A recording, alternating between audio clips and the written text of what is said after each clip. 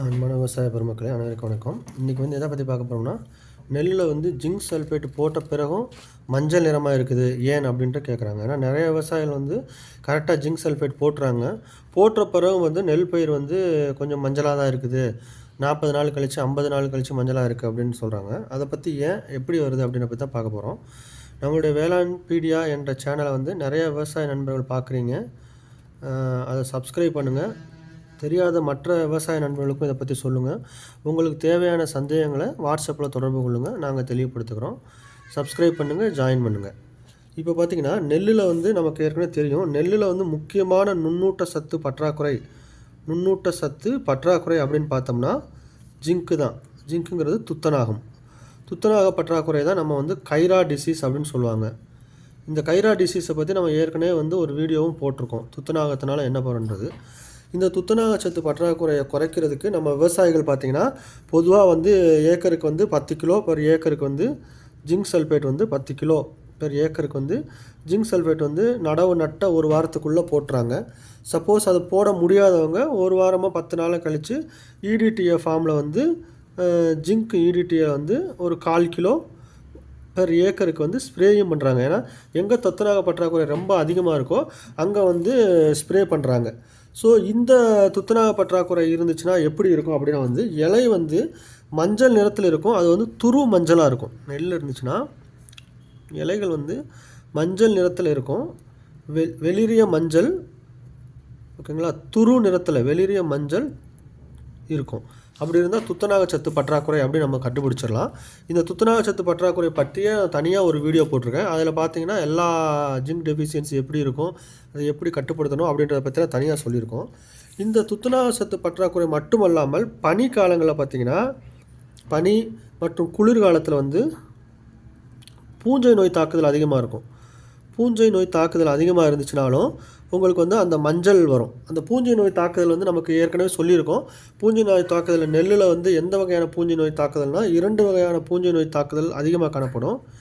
இலை புள்ளி நோய் அப்படிம்பாங்க ஒன்று, இன்னொன்று வந்து குலை நோய் அப்படிம்பாங்க. இதில் வந்து குலை நோய் வந்து பார்த்திங்கன்னா அதிகப்படியாக இருக்கும். இலை குலை நோய் இருக்கும், தண்டு குலை நோய் இருக்கும். அதுக்கடுத்து வந்து கவனிக்காமல் விட்டுட்டோம்னா கதிர் வரைக்கும் வந்து குலை நோய் வரும். 3 வகையான ஸ்டேஜில் இருக்குங்க. இலை புள்ளி நோய் அப்படின்னு பார்த்தீங்கன்னா வெத்தலை எச்சி துப்புன மாதிரி இருக்கும். இலையில் வந்து டார்க் ரெட்டில் இருக்கும். டார்க் ரெட்டில் வந்து வெத்தலை எச்சி துப்புனா எப்படி இருக்குமோ அந்த மாதிரி இருக்கும், ஓகேங்களா. ஏன்னா இலை புள்ளி நோய்க்கும் இலை குலை நோய்க்கும் நம்ம வந்து முக்கியமாக வந்து டிஃப்ரென்ஸ் பார்க்க வேண்டியது ரொம்ப ரொம்ப முக்கியம்.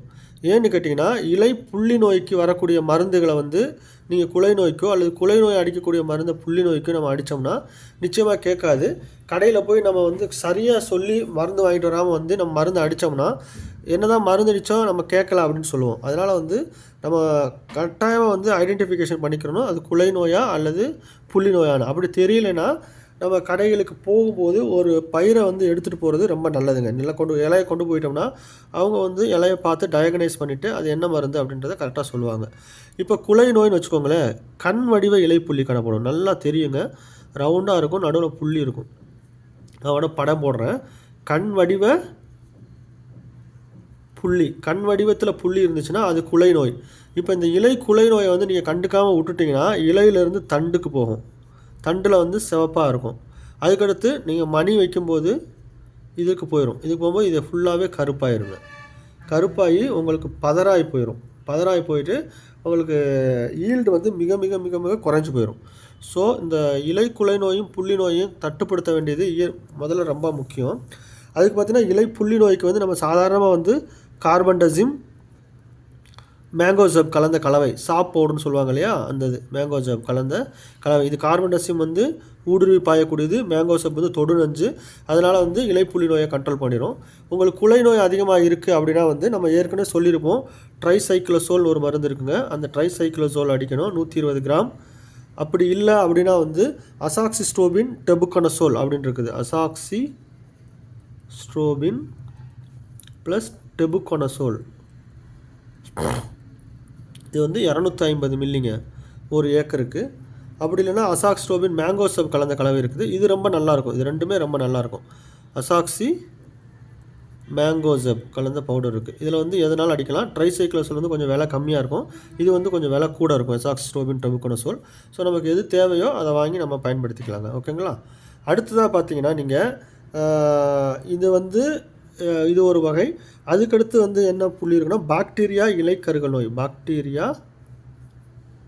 இலை கருகல். இந்த பாக்டீரியா இலை கருகல் வந்தாலும் வந்து உங்களுக்கு இலைகள் வந்து மஞ்சள் நிறமாக இருக்கும். அது பாக்டீரியா இலை கருகல் நோய் எப்படி வரும்னா இலை வந்து முனியிலிருந்து காஞ்சிக்கிட்டு வருங்க. ஓரத்தில் பார்த்தீங்கன்னா இந்த மாதிரி இருக்கும், அதாவது வேவரிங்னு சொல்லுவாங்க, வேவரிங்னு சொல்லுவாங்க. அதாவது நேராக இல்லாமல் கொஞ்சம் வந்து இலை ஓரம் வந்து இப்படி சுருங்கி சுருங்கி இருக்கும். இந்த மாதிரி இருந்தாலே வந்து இலை கருகல் நோய், அதாவது பாக்டீரியா இலை கருகல் நோய்பாங்க. இதுக்கும் ஒரு வீடியோ தனியாக போட்டிருக்கோம். இந்த பாக்டீரியா இலை கருகல் நோயை கண்டுபிடிக்கிறது எப்படி அப்படின்னு பார்த்தீங்கன்னா அதுக்கு ஒரு டெஸ்ட் இருக்குது, ஊசிங் அவுட் டெஸ்ட் அப்படிம்பாங்க. அதாவது வெளிவருதல் புகை வடிவத்தில் வரும். இப்போ வந்து இந்த இலையை வந்து நீங்கள் ஒரு சின்ன பிளேடை வச்சு கட் பண்ணிடணுங்க.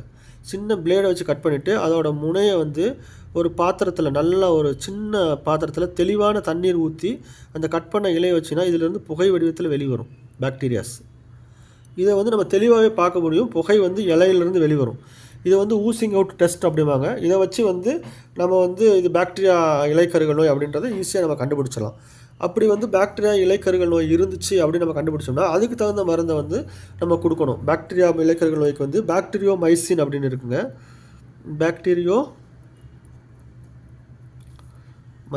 பாக்டீரியாமைசின் அப்படின்னு இருக்குது. அப்போ கூட வந்து அசாக்சிஸ்ட்ரோபின் டபுகோனசோல் சேர்த்துக்கலாம். இது வந்து ஸ்ட்ரெப்டோசைக்ளினோ ப்ளஸ் டெட்ராசைக்ளினோ ஸ்ட்ரெப்ட்ரோமைசின் கலந்தது. ஓகேங்களா. 8 கிராம்லேயே இருக்குங்க. பாக்டீரியாமைசின் பேர்லேயே கடைகளில் கிடைக்கும், நீங்கள் கேட்டு வாங்கிக்கலாம். ஓகேங்களா. அப்படி இல்லைனா காப்பர் ஹைட்ராக்சைடு, இதுவும் வந்து பாக்டீரியாவுக்கு வந்து பயன்படும். 100 கிராம் ஒரு ஏக்கருக்கு, 100 கிராம்லேருந்து 1/4 கிலோ வரைக்கும் அதோட சிவியாரிட்டியை பொறுத்து நம்ம யூஸ் பண்ணிக்கலாம். பொதுவாக வந்து இதில் ஏதாவது குழப்பங்கள் நமக்கு பாக்டீரியான்னு தெரியலை அப்படின்னா கூட நீங்கள் நம்ம ட்ரைசைக்ளோசோல் அசாக்சிஸ்ட்ரோபின் அடிக்கிறீங்க இல்லையா, அது கூடவே வந்து நீங்கள் இந்த பாக்டீரியாமைசினும் ஒரு பாக்கெட் வாங்கி நம்ம சேர்த்து அடிக்கிறது தப்பு கிடையாதுங்க. ஏன்னா பாக்டீரியா இலைக்கருகல் நோய் வந்துச்சுன்னா இதையும் சேர்த்து கட்டுப்படுத்திடும். ஸோ இலை புள்ளி நோய்க்கு வந்து நம்ம கார்பன்டசம் மேங்கோசப் கொடுக்கணும். குலை நோய் வந்துச்சுன்னா ட்ரைசைக்ளோசோல் காம்பினேஷன் கொடுக்கணும். பாக்டீரியா இலை நோய் வந்துச்சுனாலும் இது வந்து ஸ்ட்ரெப்ட்ரோமைசின் கொடுக்கணும். இது எல்லாமே பார்த்திங்கன்னா இலை மஞ்சளாக தான் இருக்கும். ஸோ வந்து இது ஜிங்க் சல்ஃபேட் போட்டுட்டோம் அதுக்கு உள்ள மஞ்சளா அல்லது வந்து இலை புள்ளி குலை நோயில் வர மஞ்சளா அப்படின்றது நம்ம தெளிவாக தெரிஞ்சுக்கணும். இன்னொரு பார்த்திங்கன்னா நீங்கள் வந்து யூரியாவோட அளவு ரொம்ப கம்மியாக போட்டாலும் வெளிரிய மஞ்சள் இருக்கும். இது வந்து நைட்ரஜன் டெஃபிஷியன்சிமாங்க, தலைச்சத்து பற்றாக்குறைனால வெளிரிய மஞ்சள், இது நல்லாவே தெரியும், வெளிரிய மஞ்சள். அப்படி இருந்துச்சுனாலும் நம்ம போடக்கூடிய உரங்கள் வந்து சில சமயம் கழித்தரையாக இருக்கும்.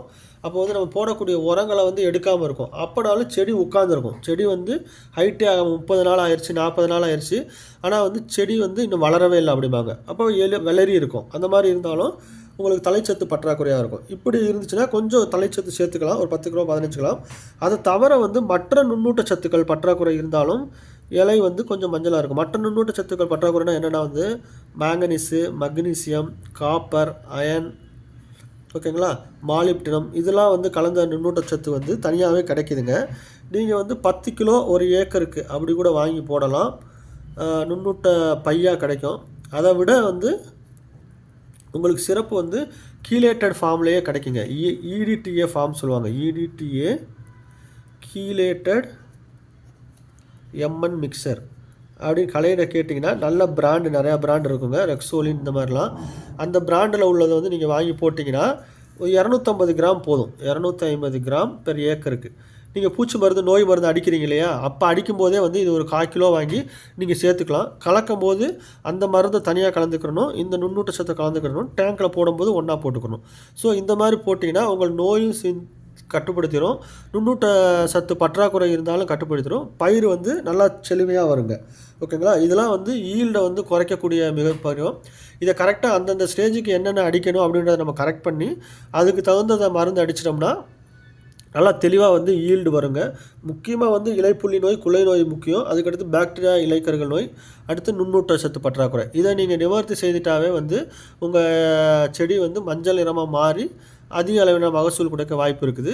மேலும் உங்களுக்கு தேவையான தகவல்கள் ஏதாவது அதிகமாக வேணும்னா இந்த நம்பருக்கு நீங்கள் வந்து வாட்ஸ்அப் மெசேஜோ வாய்ஸ் மெசேஜோ கொடுத்து நீங்கள் உங்களுக்கு தேவையான சந்தேகங்களை கேட்டு தெரிந்து கொள்ளலாம். நன்றி வணக்கம். சப்ஸ்கிரைப் பண்ணுங்கள், ஜாயின் பட்டன் அழுத்தி ஜாயின் பண்ணுங்கள். நன்றி வணக்கம்.